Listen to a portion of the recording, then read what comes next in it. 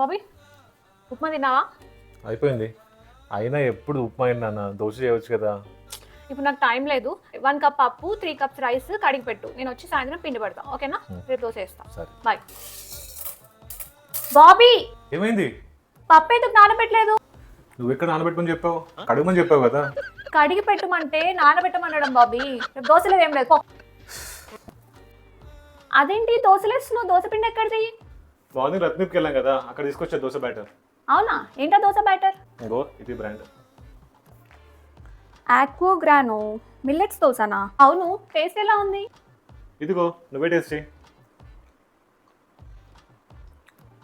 బాగుంది బాబీ, అచ్చం ఇంట్లో చేసుకున్నట్టే. అండ్ నేనైతే మిల్లెట్స్ దోశ ట్రై చేశాను. వీళ్ళు దాంట్లో ప్లెయిన్ దోశ కూడా ఉంది. ఇందులో ఎలాంటి సోడా కానీ ప్రిజర్వేటివ్స్ కానీ యాడ్ చేయలేదండి. హైజీనిక్ ప్రాసెస్లో ప్యూరిఫైడ్ వాటర్తో ప్రిపేర్ చేశారు. రత్నదీప్ అండ్ బిగ్ బాస్కెట్లో వీళ్ళ ప్రోడక్ట్స్ అవైలబుల్గా ఉన్నాయి. తప్పకుండా ట్రై చేయండి.